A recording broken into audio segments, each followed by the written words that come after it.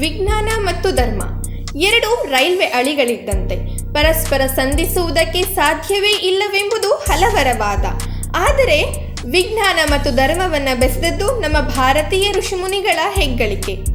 ಇದಕ್ಕೆ ಇಂಡೋನೇಷ್ಯಾದ ಪ್ರಂಬನನ್ ದೇವಾಲಯವೇ ಪ್ರತ್ಯಕ್ಷ ಸಾಕ್ಷಿ. ಕಾಸ್ಮಾಲಜಿ ಮತ್ತು ಮೈಥಾಲಜಿ ಎರಡರ ಸಂಗಮ ಈ ದೇವಾಲಯ. ಈ ಮಂಡಲ ನೋಡಿ, ಮೇಲ್ನೋಟಕ್ಕೆ ಇದೊಂದು ಕರಾರು ಒಕ್ಕಾದ ರೇಖಾಗಣಿತದ ವಿನ್ಯಾಸದಂತಿದೆ, ಅಂದರೆ ಜಿಯೋಮೆಟ್ರಿಕ್ ಪ್ಯಾಟ್ರನ್. ಆದರೆ ಆಧ್ಯಾತ್ಮ ಜಗತ್ತಿನಲ್ಲಿ ಈ ಮಂಡಲಕ್ಕೆ ಹಲವಾರು ಅರ್ಥಗಳಿವೆ, ನಿಗೂಢ ಅರ್ಥಗಳಿವೆ.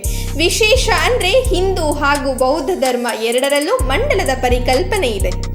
ಎರಡು ಧರ್ಮಗಳಲ್ಲೂ ಈ ಮಂಡಲವನ್ನು ಇಡೀ ವಿಶ್ವಶಕ್ತಿಯ ಸಾಂಕೇತಿಕ ರೂಪವೆಂದೇ ಪರಿಭಾವಿಸಲಾಗಿದೆ. ಇದೊಂದು ಬೃಹತ್ ವೃತ್ತ, ಇದರೊಳಗೆ ಹಲವು ಚೌಕಟ್ಟುಗಳ ಆವರಣ. ಈ ಆವರಣಕ್ಕೆ 4 ದಿಕ್ಕುಗಳಲ್ಲೂ 4 ದ್ವಾರಗಳು. ಇದು ನಮಗೆ ಮೇಲ್ನೋಟಕ್ಕೆ ಕಾಣುವ ಮಂಡಲ.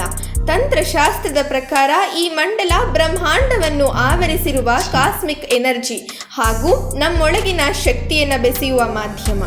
ನಮ್ಮ ಪ್ರಾಚೀನರು ಈ ಮಂಡಲ ತಂತ್ರವನ್ನು ದೇಗುಲಗಳ ನಿರ್ಮಾಣದಲ್ಲೂ ಬಳಸಿದ್ದರು. ವಿಶ್ವದ ಹಲವು ಪ್ರಾಚೀನ ಸ್ಮಾರಕಗಳು, ದೇವಾಲಯಗಳ ವಿನ್ಯಾಸವನ್ನು ನೀವು ಸೂಕ್ಷ್ಮವಾಗಿ ಗಮನಿಸಿ. ಈಜಿಪ್ಟ್ನ ಪಿರಮಿಡ್ಗಳಿಂದ ಹಿಡಿದು ಇಂಡೋನೇಷ್ಯಾದ ಬೋರೋಬುದರ್ ಬೌದ್ಧ ಮಂದಿರದವರೆಗೆ ನಿಂತಿರೋದು ಮಂಡಲ ಅನ್ನೋ ಈ ತಂತ್ರವಿಜ್ಞಾನದ ಮೇಲೆಯೇ. ವಿಶೇಷ ಅಂದರೆ ಇಂಡೋನೇಷ್ಯಾದ ಈ ಪ್ರಂಬನನ್ ಶಿವಾಲಯವು ನಿರ್ಮಾಣವಾಗಿರೋದು ಕೂಡ ಮಂಡಲ ಅನ್ನೋ ತಂತ್ರವಿನ್ಯಾಸದ ಮೇಲೆಯೇ.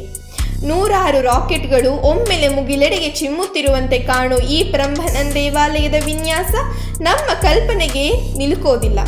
37 ಎಕರೆಯಷ್ಟು ವಿಸ್ತಾರವಾಗಿರುವ ಈ ಪ್ರಂಬನನ್ ದೇವಾಲಯದ ಸಮುಚ್ಚಯದಲ್ಲಿ ಬರೋಬ್ಬರಿ 240 ಸಣ್ಣ ಹಾಗೂ ಬೃಹತ್ ದೇವಾಲಯಗಳಿವೆ ಅಂದರೆ ನೀವು ನಂಬಲೇಬೇಕು. ಹಾಗೆ ನೋಡಿದರೆ ಈ ದೇಗುಲವನ್ನು ಇಂಡೋನೇಷಿಗಳು ಪ್ರಂಬನನ್ ಅಲ್ಲ, ಅವರು ಇದನ್ನು ಶಿವಗೃಹ ಅಂದರೆ ಶಿವನ ನಿವಾಸ ಅಂತಲೇ ಕರೀತಾರೆ. ಇಷ್ಟಕ್ಕೂ ಈ ಬೃಹತ್ ಶಿವಾಲಯ ಇರುವುದೆಲ್ಲಿ ಗೊತ್ತಾ? ಇಂದಿನ ಸೆಂಟ್ರಲ್ ಜಾವಾ ಹಾಗೂ ಯೋಗ್ಯಕರ್ತ ಸಿಟಿಗಳ ನಡುವೆ ಇರುವಂತಹ ಪ್ರಂಬನನ್ ಅನ್ನೋ ಹಳ್ಳಿಯಲ್ಲಿ. ವಿಶೇಷ ಅಂದರೆ ಈ ಪ್ರಂಬನನ್ ಅನ್ನೋ ಹಳ್ಳಿಯ ಹೆಸರಿನಿಂದಲೇ ಇವತ್ತು ಈ ಶಿವಾಲಯ ಗುರುತಿಸಲ್ಪಡುತ್ತಿದೆ. ಅದು ಕ್ರಿಸ್ತಶಕ 856ನೇ ಇಸವಿ. ಇಂಡೋನೇಷ್ಯಾದಲ್ಲಿ ಹಿಂದೂ ಮತ್ತು ಬೌದ್ಧ ಧರ್ಮಗಳು ಉಚ್ಛ್ರಾಯ ಸ್ಥಿತಿಯಲ್ಲಿದ್ದ ಕಾಲಘಟ್ಟ. ಆ ಅವಧಿಯಲ್ಲಿ ಇಂಡೋನೇಷ್ಯಾದ ದ್ವೀಪ ಕಲ್ಪಗಳಲ್ಲಿ ತಮ್ಮ ಸಾಮ್ರಾಜ್ಯ ಸ್ಥಾಪಿಸಿಕೊಂಡಿದ್ದ ವಿವಿಧ ಭಾರತೀಯ ರಾಜರು ದೇಗುಲ ಹಾಗೂ ಬೌದ್ಧ ಸ್ತೂಪಗಳನ್ನು ನಿರ್ಮಿಸುವ ಸ್ಪರ್ಧೆಗೆ ಇಳಿದುಬಿಟ್ಟಿದ್ದರು. ಬೌದ್ಧ ಮತಾನುಯಾಯಿಯಾಗಿದ್ದ ಶೈಲೇಂದ್ರ ಅನ್ನೋ ರಾಜ ಬೌದ್ಧ ಧರ್ಮದ ಬಗ್ಗೆ ತನಗಿದ್ದ ಪ್ರೀತಿಯನ್ನು ತೋರಿಸೋಕೆ ಅಂತಲೇ ವಿಶ್ವ ಪ್ರಸಿದ್ಧ ಬೋರೋಬುದರ್ ಹಾಗೂ ಸೆವೋ ಅನ್ನೋ 2 ಬೃಹತ್ ಬೌದ್ಧ ಮಂದಿರಗಳನ್ನು ನಿರ್ಮಿಸ್ತಾನೆ. ಇದಕ್ಕೆ ಪ್ರತಿಯಾಗಿ ಈ ಸಂಜೆಯ ರಾಜ ಮನೆತನದ ರಂಗೈ ಕಿತಿಕತನ್ ಅನ್ನೋ ರಾಜ ಈ ಪ್ರಂಬನನ್ ಶಿವಾಲಯ ಕಟ್ತಾನೆ. 240 ದೇಗುಲಗಳಿರೋ ಈ ಸಮುಚ್ಚಯದಲ್ಲಿ ಈ ಶಿವನ ದೇವಾಲಯವೇ ಪ್ರಧಾನ ದೇಗುಲ. ಶಿವನ ಆಲಯದ ಪ್ರಧಾನ ಗೋಪುರದ ಎತ್ತರವೇ ಬರೋಬ್ಬರಿ 47 ಮೀಟರ್.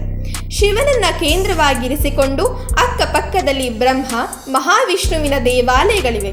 ಈ ಪ್ರಂಬನನ್ ದೇವಾಲಯದ ವಿಶೇಷತೆ ಅಂದರೆ ಇಲ್ಲಿ ತ್ರಿಮೂರ್ತಿಗಳ ವಾಹನಗಳಿಗೂ ಪ್ರತ್ಯೇಕ ಆಲಯ ನಿರ್ಮಿಸಿರೋದು. ಇಡೀ ವಿಶ್ವದಲ್ಲಿ ದೇವತೆಗಳ ವಾಹನಗಳಿಗೂ ಇಷ್ಟು ಬೃಹತ್ ದೇವಾಲಯ ನಿರ್ಮಿಸಿರೋದು ಈ ಪ್ರಂಬನನ್ ದೇವಾಲಯದಲ್ಲೇ ಮಾತ್ರ. ಪ್ರಂಬನನ್ ವಾಸ್ತುವಿನ್ಯಾಸದಲ್ಲಿ ನಾವು ಪೂಜಿಸೋ ಶ್ರೀಚಕ್ರದ ಪಾತ್ರವಿದೆಯಂತೆ. ಹಾಗಿದ್ದರೆ ಏನದು? ಆ ಕುತೂಹಲಭರಿತ ಮಾಹಿತಿ ಹೀಗಿದೆ.